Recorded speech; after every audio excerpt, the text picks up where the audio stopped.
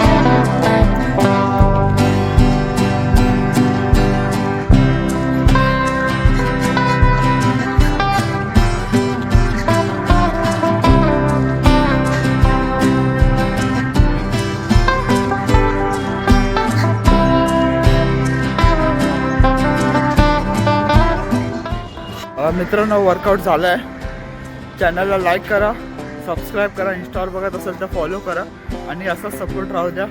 उद्या भेटू.